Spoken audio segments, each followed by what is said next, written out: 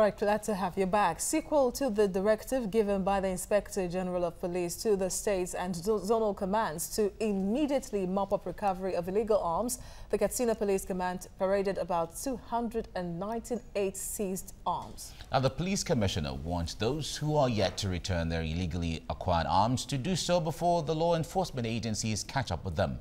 Now, some of the weapons were recovered from herdsmen and cattle rustlers.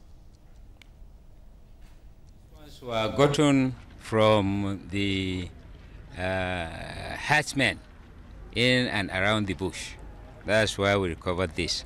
There is not so far from any politician or any other source apart from this Fulani and these cattle rustlers. That's why we made all the recoveries. The rest are the ones that some are in court process and they are tagged as exhibits to be disposed of after the case. However, win or lose, the arms are confiscated because they are illegal. No matter what, they are not authorized to have this. All right, with us in the studio is a security practitioner, Oladinde Ario. Good morning, it's good to have you join us. Thank you for joining us. You're welcome. And we also have joining us from Abuja studio, former Commissioner of Police, FCT, Lawrence Alobi. Lawrence, good morning, it's good to have you join us now. Thank you very much for having me. All right. All right, welcome, gentlemen. Let me start with you, Oladinde. The issue of arms proliferation is said to be handled by or is thriving under cartels and syndicates and people on the world who, you know, who see from the overview of businesses they have to carry out using guns.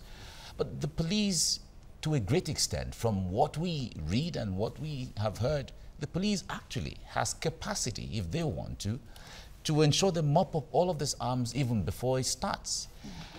That is what we hear. But what is your take on all of this? Well, you see, the fundamentals of illegal arms in the wrong hands and in wrong places goes beyond this present day, okay? It's been with us for a long time, especially the time, following the Civil War. And that gave rise to armed robbery, you know, and subsequent consequences that we face then. It's even gotten worse since 1999, when politics now came on, and politicians now saw winning when they contest as unnegotiable, that they must win. So all of the things they deploy is getting people. They call the Yoruba, they have a name for them. I don't know if I can interpret it into English now. They call them Meruku. They arm them.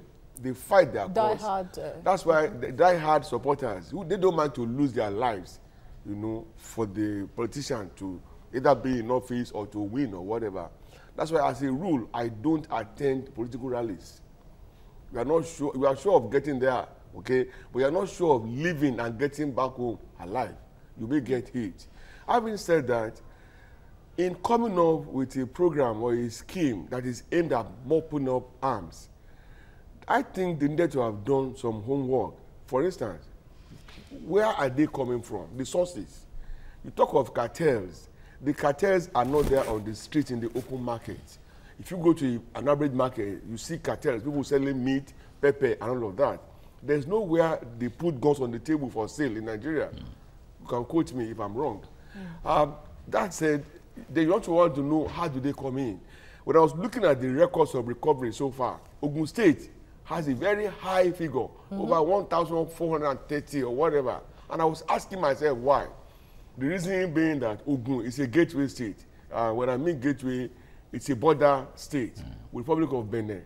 And you and I know of the numerous, porous, and unguarded routes through which people bring in all manner of things. Apart from that, in the last 5 years, we've seen importation of arms. Arms have been seized at the ports in huge containers, in large quantities, in their hundreds.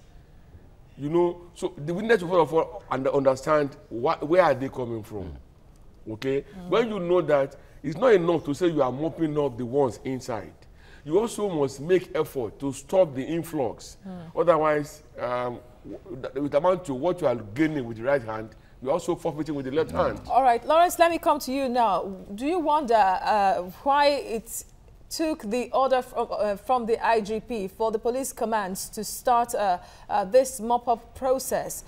Because many Nigerians know that there are a lot of illegal arms across the country.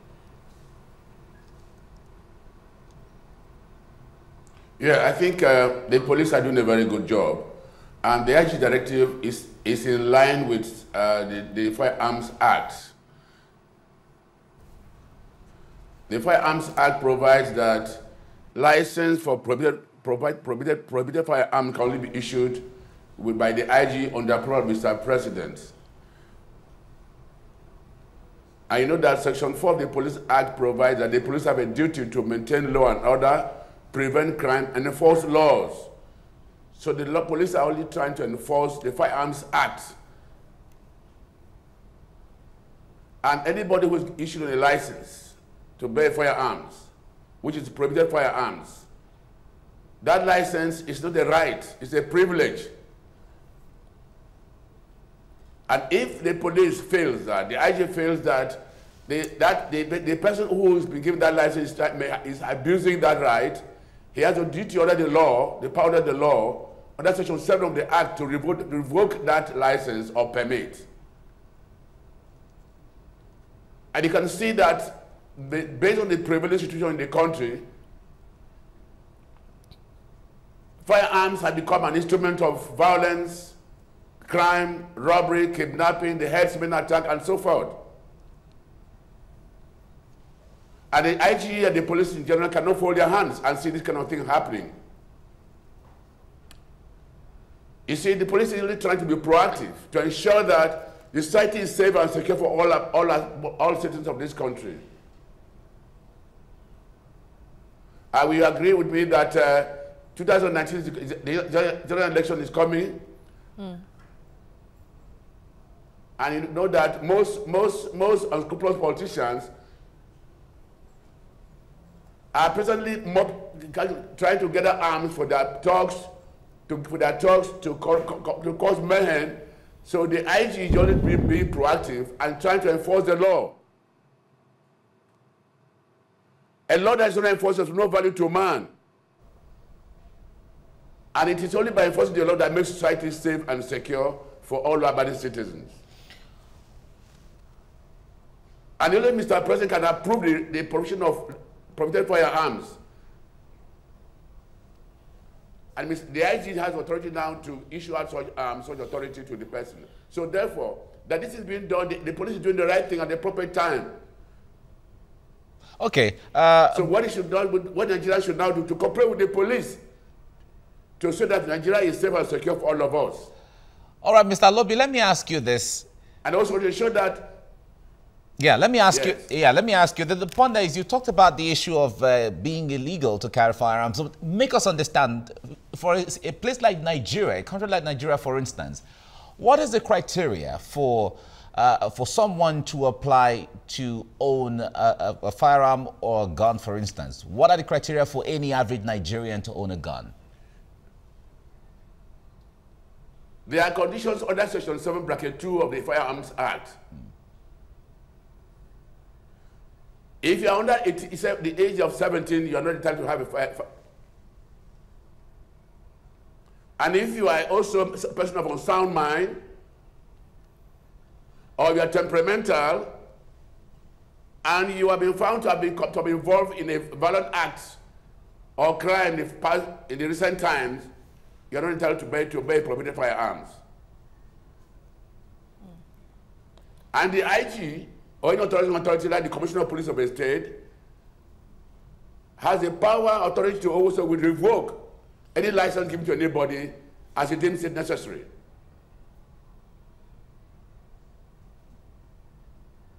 All right, let me come to you in the studio. You heard what he just said, yeah. And from what we've seen so far, how many people can we even say? Because is there even adequate data to monitor criminals in the country in the first place? Or even monitor someone who is temperamental? Someone who is temperamental. Do we have data? Do you even have data of Nigerians, first off, to even make this effective? He has a question. He said, average Nigerian. And I will tell you the way it is. It requires some high-profile connection before you can even be considered. Okay? Unfortunately, the people that fall within the graph, average Nigerians, they don't have that access. They still must protect themselves in some cases. So, I used to live in an estate. We had security issues. And then there was a meeting, and they said they should go and get guns for our local security guards. And I told them, from where? Somebody came out and said in their estate in Ijebu, they had, all of them, they had guns. And that once they blow a whistle or something, they all go and carry. And I said, are you sure? In Nigeria, that day I was humiliated, that I was trying to sound professional. Less than 3 months after, there was an issue. And then the guards were arrested by police for bearing unlicensed arms. And the simply said, the SA people gave us the gun. The gentleman who procured the gun, even though he was working in a multinational, highly placed guy, he was arrested and was detained. So the day after, and I went to him at the police station and I said, I warned you guys when you were doing this thing. And you told me I should shut up. I shut up now. You have seen yourself here, spending the night, not for anything. You didn't steal, you didn't kill. So largely, the issue of misinformation, and people are largely underinformed too. Okay? Otherwise, they should never have bought a gun from an unauthorized source.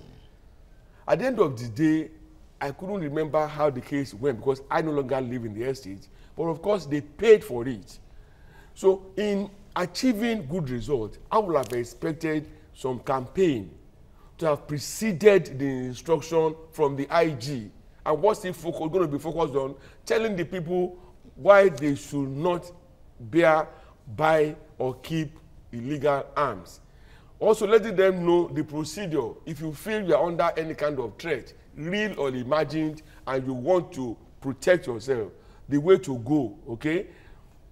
He's talking about the police firearms and all of that. How many of us have access to such things? He can say that because he's a retired policeman, of course. We worked together before in Abuja, so I know him very well. But how many Nigerians out there know all of these things? Some people hold these guns illegally, unknowingly, and in law, we say ignorance is no excuse. So we still need to move back, to a level where we do things in more organized version. Number one, how are they coming in? Through which sources? You get that clear first. Then you do a public campaign, enlightenment, letting people know the dangers. There was a case of a young boy playing with the father's gun, and in the process, he fired the gun and killed his younger brother. Are we going to now charge the boy for murder or take the father? Or, all of these things, they all have wider implications. Wider implications. And until we move away from just giving order and giving instructions and directives and really building them up, because you must start from somewhere, build up the scenario, change the narratives, then people can understand all of these things. Let me tell you, for all that they have succeeded in collecting so far, times 100 are still more out there, especially when in Nigeria, when we are preparing for election, we prepare as if we are preparing for a war. Okay? Because, you and I know the benefits of winning an election anyway. So we must get that in mind. 2019 is just a few months away. So more still needs to be done to make sure that the space out there is safer for people to even go there and campaign, or go and listen to those who want to campaign, or to go and vote. All right, Mr. Lobi, let me bring you in here now. Our guest in the studio has raised some points, especially the issue of preventing arms from being in the hands of the wrong people in the first place.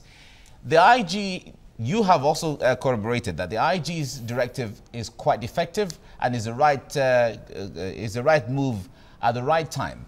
But to make it more effective, the guest in the studio was saying some homework needed to be done before the issue of calling for arms mop-up, in the area of enlightening people, in the area of even trying to block the inroads, all the routes where these things come in, trying to identify the syndicate or the cartels that thrive, that make all of this gun proliferation thrive, as the case may be. What's your take on that? Yeah, thank you very much. You see, the issue of inroads, our borders, we know it is a common sense, it's a social fact that our borders are very porous, but the customs are doing a very good job, even immigration too. You know, some last year or thereabout, customs recovered a lot of chunks of arms from the seaports and so forth. These are part of the measures to ensure that our society is safe and secure, and ensure that a person don't get, this illegal arm don't get to a person's hands unauthorized. So again, the issue of maybe information or educating the people, ignorance of the law is no excuse. Nigerians should know the law, and the law is there for everybody. And the police duty is to enforce the law. They mustn't let the people know what the law is. The law is there for everybody. The law is passed for Nigerians. And the police duty is to enforce the law. And when they don't enforce the law, the citizens suffer. When the law is enforced, the citizens benefit because it's all meant to protect life and property and to ensure that society is safe and secure for everybody. So I think the issue of advocacy is actually necessary, but that could be done as a strategy. But it's not the primary function of the police to carry out advocacy. The police function is to enforce the law, protect life and property, arrest persons who have found illegal arms, and prosecute them. That what the law defines. That's a mandate under the law. But where does consolidation come? So I think the civil society can carry out advocacy for the society. Okay, so where does consolidation But again, Nigerians should ensure that they also have a role under Section 24 of the Constitution to assist security against internal law and order. And one of the assistance is to obey the law. If we obey the law, we are assisting society. We are contributing to peace and security. So Nigerians should learn the culture of obedience to the law and ensure that they know what the law is. Okay, and talking about enforcing the law, we've talked about the customs discovering some arms illegally brought across the Nigerian border. So because many were expecting to hear the police act on that, you know, to follow the trail, who imported it and all that. So when you're talking about enforcing the law, has the Nigerian police even done enough in opening up the money bags behind proliferation of arms in the country? Yes, you see, you have what they call the West Africa moratorium, the moratorium on small arms and light weapons, which I was the chairman for 4 years when I was CP Federal Operations. So ECOWAS countries, the countries of the ECOWAS countries, moratorium, are working in synergy so that these arms don't pass through their borders to the other countries. So that synergy between the police, the customs, other agencies, and also other countries of the ECOWAS, other ECOWAS moratorium. So this is being carried out. And what is important now is that empowering the police, giving the enablement, and by funding the police, giving them getting them well equipped. And if the government can also go a step further by installing arm detecting machines or equipment at the various borders, and that can go a long way in helping that we check this illegal production of firearms. Well, that still doesn't absolve the police of doing what it's supposed to do within the country. It has control of, it's supposed to maintain security. So once this ammunition crossed the border into the country, and then some suspects were caught, what was this police expected to do from there? No, usually when the law provides when anybody is arrested with the firearms. Yes. That particular Can I go on? Yes, go ahead. That particular I said incident. the law, say when the police, there are procedures.